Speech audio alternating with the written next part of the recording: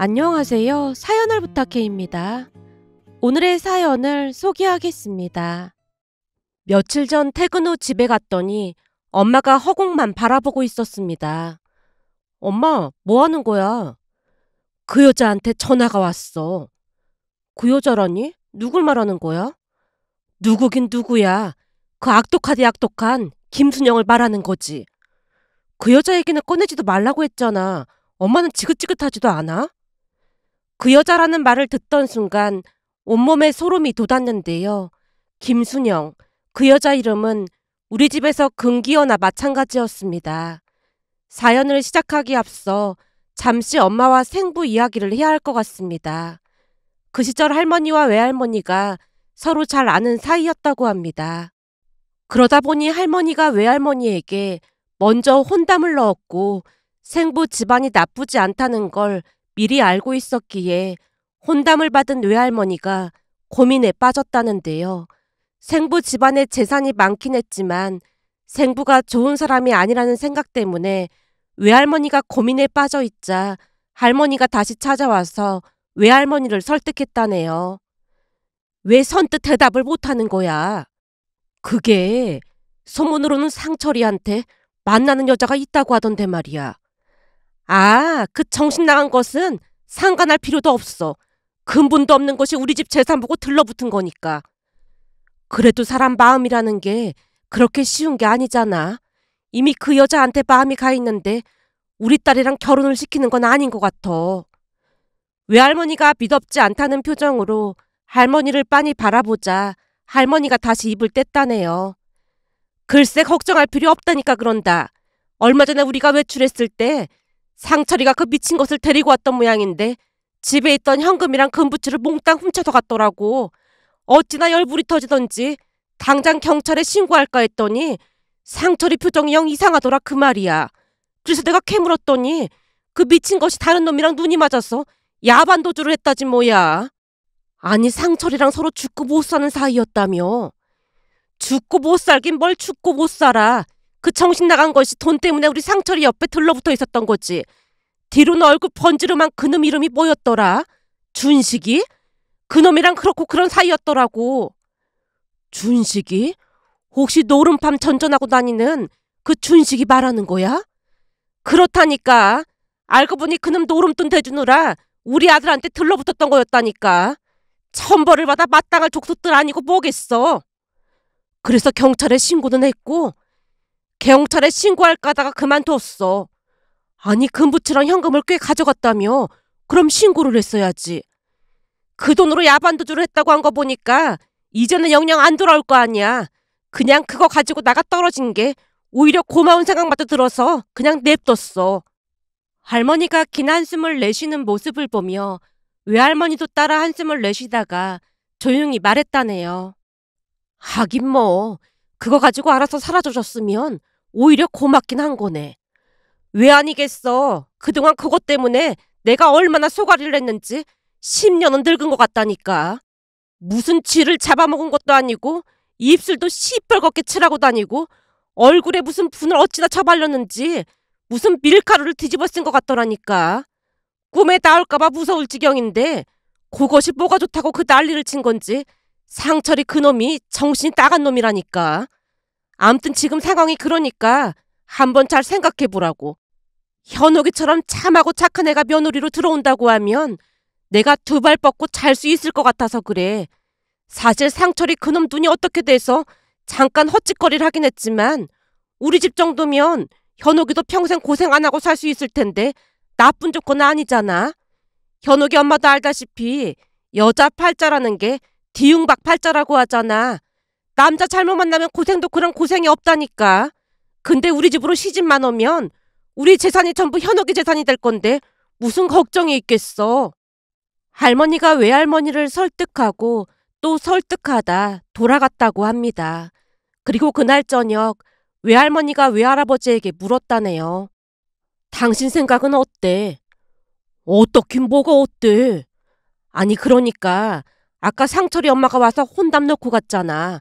상철이가 우리 현욱이 신랑감으로 어떠냐는 거지. 집이 엄청 부자인데 고민할 게 뭐가 있어. 아무리 집이 부자여도 사람을 먼저 봐야 하는 게 아닌가 싶어서 그렇지.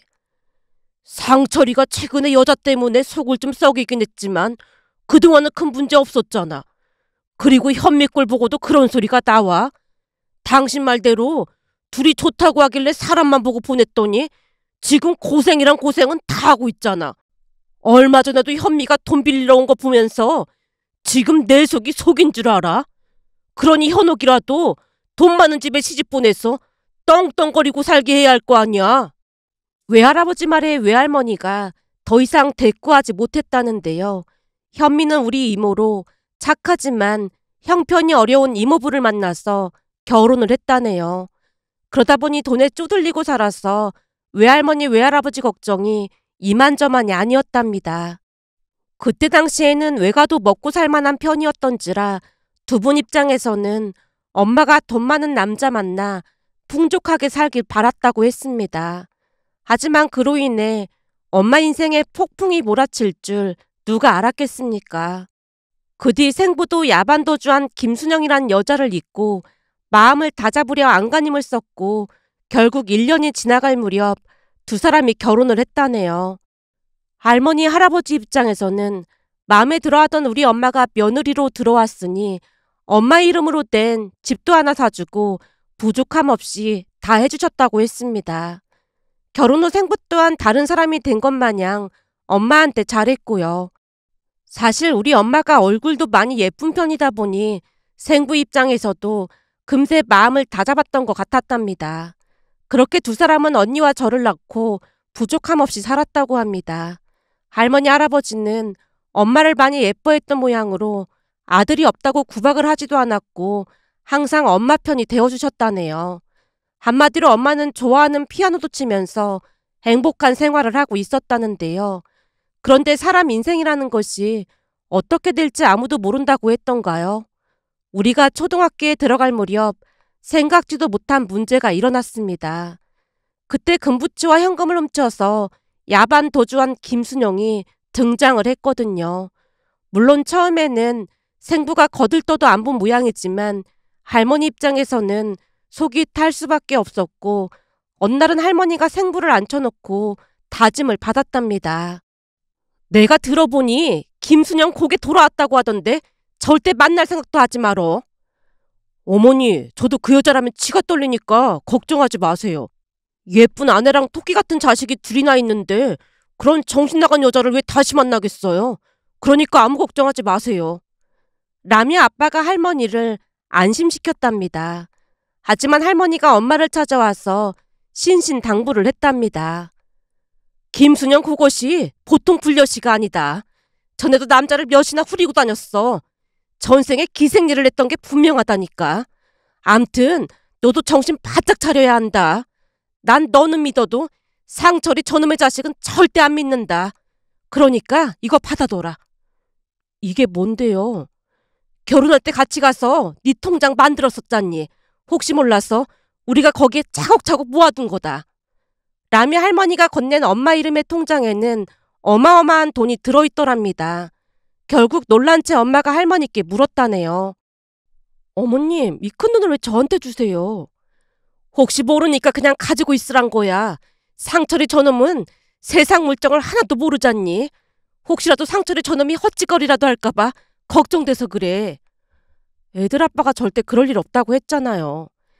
내가 말했잖니. 난 우리 아들은 절대 못 믿는다고. 그러니까 이거 가지고 있고 절대로 아무한테 말하면 안 된다. 내 말 무슨 말인지 알겠지? 거기다 이 집이 네 앞으로 되어 있잖니. 무슨 일이 있어도 잘 지켜야 한다. 라며 할머니가 몇 번이나 신신당부를 하다 가셨다는데요.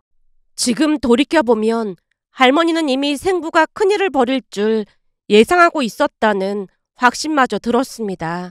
그리고 할머니 말처럼 김순영이란 여자는 남자를 휘어잡는 어마어마한 능력이 있는 그런 사람이었고 어느 날부터 생부에게 접근을 해왔는데요. 역시나 할머니 예상처럼 생부는 김순영의 유혹에 넘어갔고 집안이 풍비박산나기 시작했습니다. 김순영을 만난 뒤로 그동안 알던 사람이 맞나 싶을 정도로 생부가 변해갔다고 했으니까요. 우선 김순영에게 줄 돈을 빼돌리기 시작하더니만 나중에는 김순영이 생부를 앞세워서 집에 찾아와 엄마에게 이혼하라고 고래고래 소리까지 질렀다네요. 상철 씨는 네가 싫다잖아. 근데 왜 이혼을 안 해주겠다는 거야? 애들이 있는데 이혼은 무슨 이혼이에요? 내가 듣자하니 배울 만큼 배웠고 피아노도 잘 친다고 하던데 사는 꼬라지는 나보다 훨씬 못하네 그래. 그래서 여자는 학벌보다는 남자 꼬시는 능력이 아주 좋아야 하는 거야. 너 같은 게 나랑 상대가 될 것 같아? 아무튼 우리 사랑 방해하지 말고 당장 이혼할 생각해. 말 같지도 않은 소리 하지 말고 당장 나가요. 엄마가 김순영에게 소리를 질러댔지만 생부도 나서서 엄마를 밀치며 이혼 서류에 도장을 찍으라며 망나니 짓을 한 짓은 다 했던 모양이었습니다. 결국 엄마는 하루하루 말라가기 시작했고 어느 날은 할머니 할아버지가 두 사람을 앉혀놓고 말을 했다네요. 네가 김순영 그것이랑 살겠다고 하면 재산은 한 푼도 안 줄 테니까 그런 줄 알아. 어머니 아버지 돌아가시면 그 재산 어차피 내게 되는 건데 맘대로 하세요. 라며 생부가 들은 척도 하지 않았다는데요. 생부의 눈은 이미 정상이 아닌 그런 상태였다네요. 결국 할머니가 엄마에게 이혼을 하라고 했고 우리는 엄마를 따라 살게 되었습니다. 그때가 초등학교 때 일이었기에 우리는 생부에 대한 기억이 많지 않았어요. 그러다 보니 그리운 것도 없었고 그냥 잊고 살았습니다. 하지만 할머니 할아버지는 달랐는데요. 수시로 우리 집에 찾아와서 엄마를 도와주곤 했습니다. 그러던 어느 날은 생부와 김순영이 사업을 한다며 엄청난 빚을 지게 됐고 자기까지 치고 다니는 바람에 생부가 감옥에 갈 처지에 놓였다는 말에 할머니 할아버지가 돈을 해줬다는데 그 뒤에도 계속해서 그런 일이 반복됐다네요. 결국 얼마 뒤 할머니가 먼저 세상을 떠나셨고 몇 달 뒤 할아버지도 세상을 떠나셨습니다. 두 분 다 심장마비로 세상을 떠나셨는데요. 두 분이 얼마나 마음고생이 심하셨을지 감히 짐작조차 되지 않았습니다. 그러는 와중에도 생부라는 사람은 여자에 미쳐서 연락도 안 됐고 참 기가 막히게도 엄마와 고모가 두 분 장례식을 치러드렸는데요. 두 분이 손을 붙들고 얼마나 통곡을 했는지 모른답니다. 장례식이 끝난 뒤 고모가 한이 맺힌 목소리로 말을 꺼냈어요. 얼마나 한이 맺혔으면 두 분 다 심장마비로 돌아가셨겠어. 이게 다 김상철이랑 김순영 그 인간들 때문이야. 어머님 아버님이 생각나서 잠을 못 자겠어요. 올케한테 면목이 없어. 엄마한테 받은 통장은 그대로 가지고 있는 거지? 그럼요. 어머님이 신신당부를 하셨는걸요. 결혼할 때 제 통장을 만들러 가자고 하셔서 같이 가서 만들었는데 그걸 굳이 가지고 가겠다고 하셔서 그때는 왜 그러나 싶었거든요. 그런 깊은 뜻이 있을 줄 누가 알았겠어요. 그 돈 잘 가지고 있어야 해. 그리고 상철이 그놈은 머리 굴릴 줄도 몰라서 그런 생각조차도 못할 테니까 절대 말도 꺼내지 말고. 내가 보니 김순영이 그 미친 것도 머리가 나빠도 보통 나쁜 게 아니라서 법적인 건 잘 모르는 것 같아. 그러니까 절대 내색하지 말라고. 그리고 이건 엄마가 올케한테 주라고 남겨주신 거야. 이게 뭔데요? 금부치를 조금씩 사모으신 것 같아. 올케랑 나한테 남겼더라고. 라며 두 분이 다시 한번 눈물을 흘렸습니다. 그렇게 생부는 아예 연락을 끊고 살았는데요. 나중에 나타나서 할머니 할아버지 집을 처분했다는 소리만 들었을 뿐이었습니다. 그러면서 고모랑 다시 다툼이 있었다는데 어느 날 고모가 찾아와서 재산을 더 받았다며 엄마에게 나눠줬거든요. 엄마가 한사코 손사래를 쳤지만 고모가 조용히 말했어요. 난 말이야, 김상철 그 인간이랑 다른 사람이고 싶어서 그래. 아마도 우리 엄마 아버지도 내가 이래주길 바라실 거야. 우리 조카들 잘 키워줘서 정말 고마워. 라며 엄마에게 돈을 건넸습니다. 그 뒤에도 우리는 고모와 연락을 하며 잘 지냈습니다. 다행히 돈이 없는 건 아니었기에 대학도 잘 졸업했고 우리 자매 둘 다 취업해서 행복한 나날을 보내고 있었어요. 그런데 연락을 끊고 살던 생부가 집에 찾아와서는 눈물을 쏟으며 말을 꺼냈습니다. 내가 지금 가난 말기야. 3개월을 못 넘길 것 같다고 하더라고. 요즘 들어 어머니 아버지도 꿈에 계속 보이고 나도 곧 갈 모양이야. 그동안 여자에 미쳐서 그 난리를 치고 다니더니 아주 꼴 좋다. 당신이 가난 말기던 말던 우리랑 무슨 상관이 있다고 여길 찾아와서 그런 말을 해? 그러게. 내가 입이 10개라도 할 말이 없네. 난 그냥 마지막으로 사과하려고 온 것뿐이야. 생부가 우리에게 사과를 했지만 우리는 그 사과를 받아줄 마음이 전혀 없었습니다. 김순영이라는 여자와는 자식도 없는 모양인지 그제서야 자식이 우리뿐이라는 궤변만 늘어놓다 갔으니까요. 그런데 며칠 뒤 김순영이 집에 찾아와서 고래고래 소리를 질러댔습니다. 네가 내 남편을 불렀어? 능력도 없어서 남편 뺏긴 주제에 네가 왜 내 남편을 불러? 혹시 보험금이 탐나서 부른 거야? 당신은 여전히 무식하고 개념 없고 진짜 추하네. 내가 김상철을 부르긴 왜 불러? 그 인간이 찾아와서 울며불며 죽는다고 하고 갔구만.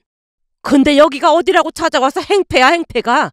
내가 예전처럼 당하고만 있을 줄 알아? 엄마가 순식간에 주방으로 가서 소금을 들고 와서는 김순영 얼굴에 뿌리며 말했습니다. 우린 니들이 죽던 말던 관심도 없으니까 당장 꺼져. 다시 한 번만 내 남편 만나기만 해봐. 내가 가만 안 둘 테니까. 김순영이 마지막까지 발악하다가 돌아갔습니다. 그런데 어느 날 퇴근 후 집에 갔더니 엄마가 멍이 앉아서 김순영을 언급하고 있었어요. 그 여자한테 전화가 왔는데 니들 생부가 세상을 떠났다고 하지 뭐니. 근데 왜 엄마한테 전화를 해? 제가 아무런 감정도 없이 물었는데요. 낳아준 아버지가 맞지만 아버지 노릇을 한 기억도 없었기에 슬픔이 전혀 느껴지지 않았으니까요. 김순영이가 하는 말이 장례를 우리 보고 치러주라는구나. 뭐? 우리 보고 장례를 치러주라니? 뭔 말도 안 되는 소리를 하고 있어? 김순영 말로는 자식들은 니들이 전부니까 우리가 치러줘야 하는 게 아니냐고 따져 묻더라고. 대체 얼마나 악독하면 그럴 수가 있는 건지 모르겠다. 라며 엄마가 긴 한숨을 내쉬었는데요. 엄마 말을 듣다가 어이가 없어서 다시 물었습니다. 그래서 엄마는 어떻게 할 생각인데? 고모랑 통화를 해봤는데 그렇잖아도 김순영이가 고모한테 전화해서 장례를 치러주라고 했던 모양이야. 근데 고모가 펄쩍펄쩍 뛰니까 우리한테 연락을 했고 말이야. 진짜 하는 짓 보면 악마도 울고 가겠어. 그래서 엄마는 장례 치러줄 거야? 네 아빠만 봐서는 그냥 상관도 하고 싶지 않은데 니들 할머니 할아버지 생각하면 그러면 안 되는 거잖아. 그리고 니들 생부인데 그래야 시간이 지나도 니들 마음이 불편하지 않을 것 같아서 내가 치러준다고 했어. 고모도 오기로 했으니까 니들은 잠깐 얼굴만 비추던지. 엄마 말에 어쩔 수 없이 장례를 치렀는데요. 김순영은 얼굴조차 내밀지 않았습니다. 장례식이 끝나고 얼마 뒤 고모가 찾아와서 혀를 차며 말했어요. 내가 여기저기 수소문해보니까 말이야. 상철이 앞으로 보험 든 게 꽤 있다고 하더라고. 보험이요? 그 보험을 싹 다 찾아서 아주 호의호식하고 있는 모양이야. 그것뿐만이 아니라 벌써 새 남자까지 만들어서 집에 끌어들이고 난리도 아니라고 하잖아. 그러니 우리 엄마 아버지가 얼마나 원통하시겠어. 김순영이도 참 대단한 여자네요. 대단하긴 뭐가 대단해. 그렇게 살아도 벌 안 받고 잘 사니까 대단한 거죠. 그때도 보니까 아주 쌩쌩한 게 200살까지 살겠더라고요. 그러게 말이야. 나쁜 짓 하면 벌 받는다는 말도 다 거짓말이라니까. 우리 엄마 아버지가 일찍 돌아가신 것도 전부 김순영이 때문에 화병으로 그런 거 아니겠어? 고모가 조용히 눈물을 훔쳤는데요. 엄마도 따라 같이 눈물을 흘렸습니다. 그 뒤 우리는 김순영을 잊고 잘 살았습니다. 그런데 시간이 얼마나 지나갔을까요? 어느 주말 초인종이 울려서 인터폰을 보니 김순영이 서 있는 게 아니겠어요? 급히 엄마를 불렀고 엄마가 인터폰으로 김순영을 확인하다가 어이없다는 듯이 말했어요. 참 대단한 사람이네. 당신이 여기가 어디라고 찾아와? 저기 미안한데 문 좀 열어주세요 형님. 뭐 형님? 내가 왜 당신 형님이야? 진짜 급해서 그러니까 문 좀 열어주세요. 그날따라 김순영이 저 자세로 빌다시피 말을 했고 순간 무슨 문제가 생겼구나 싶었는데요. 김순영 얼굴도 퀭한 게 말이 아니었거든요. 결국 궁금증이 일어 문을 열어줬더니 김순영이 집 안으로 들어오다가 탁자에 놓인 사진을 보더니 기겁을 한 채 외쳤습니다. 아니, 이혼한 지가 언제인데 저 양반들 사진을 가지고 있는 거예요? 애들 할머니 할아버지 사진이니까 가지고 있었지. 근데 당신이 뭔데 그딴 걸 물어? 저기 죄송한데 그 사진 좀 잠깐 안 보이게 치워주면 안 될까요? 김순영이 알 수 없는 말을 하면서 불안에 떨고 있었습니다. 그 모습에 제가 사진을 가만히 뒤집어 눕혀놨더니 김순영이 밑도 끝도 없이 말을 꺼냈습니다. 저기 내가 다 잘못했습니다. 잘못을 하다니? 지금 무슨 소리를 하는 거야? 그리고 당신이 언제부터 나한테 존댓말을 했다고 그렇게 말을 해? 아니에요. 제가 다 잘못했습니다. 그래서 말인데 이거 다 돌려드릴게요. 이게 뭔데 나한테 줘? 이게 그 사람 보험금 받은 건데 돈이 꽤 많이 나왔거든요. 그래서 형님한테도 드리는 게 맞는 것 같아서요. 내가 왜 당신 형님이냐고. 그 형님이란 소리 하지도 마. 암튼 이것 좀 받아주세요. 김순영이 엄마에게 쇼핑백을 내밀었는데요. 그 쇼핑백 안에 상자가 들어있었고 상자 안에는 꽤 큰 금액이 들어있었습니다. 상자를 열어보던 엄마가 어안이 벙벙한 표정으로 입을 뗐어요. 이걸 왜 나한테 주는 거야? 방금도 말했잖아요. 그 이 보험금이 꽤 많이 나왔다고요. 그러니까 그 돈을 왜 나한테 주냔 말이야. 당신처럼 돈에 미친 인간이 나한테 이런 돈을 주는데 내가 이걸 어떻게 받아들여야 해? 저기 그게 그냥 받아주시면 안 될까요? 사실은 요즘 매일같이 한숨도 못 자고 시달리고 있어요. 시달리다니? 누구한테 시달려? 시어머니, 그러니까 상철씨 어머니가 꿈에 매일같이 나타나서 커다란 몽둥이를 들고 쫓아와요. 뭐? 어머님께서? 아무리 꿈이라도 그렇지 노인네가 체력이 얼마나 좋은지 도망가도 밤새 쫓아온다니까요. 그러다 보니까 자도 피곤하고 같이 사는 사람 말로는 제가 내내 살려달라고 장구대를 하면서 손까지 비벼댄다고 무서워서 못 살겠다고 하더라고요. 그러기를 벌써 몇 달째예요. 결국 용한 점쟁이를 찾아갔더니 시어머니가 노해서 그런 거니까 화를 풀어줘야 한다길래 큰 돈을 들여서 굿까지 하고 그랬거든요.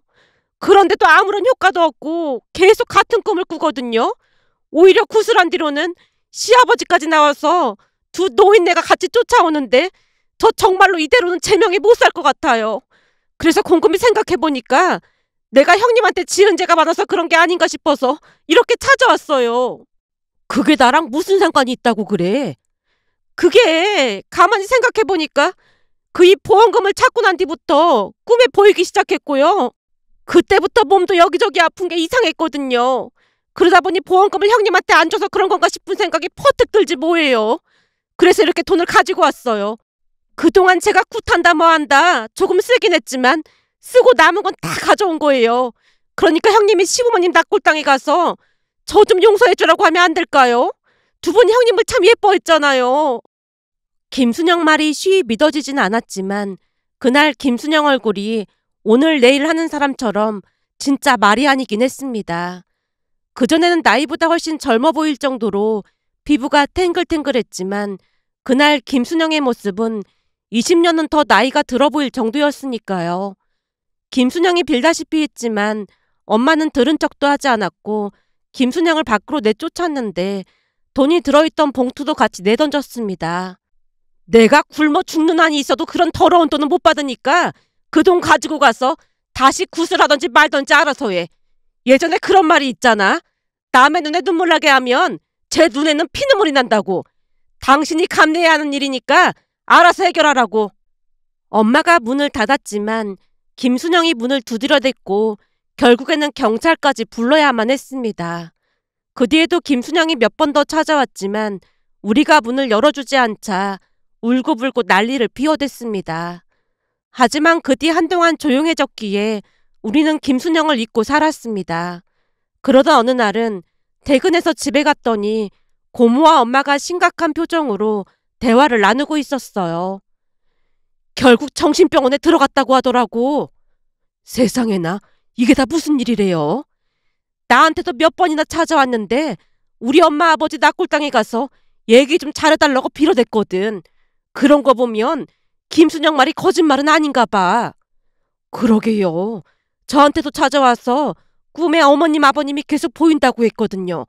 근데 제가 보기에는 그냥 양심의 가책 그런 걸 느껴서 그런 꿈을 꾼 게 아닐까요? 양심의 가책? 김순영이가 양심의 가책을 느낀다고? 올케는 지금껏 그 인간을 겪어보고도 그런 소리를 하고 있어. 그 인간은 양심이라는 것 자체가 없는 인간이야. 그래서 내가 용한 보살이 있다고 해서 가서 물어봤거든?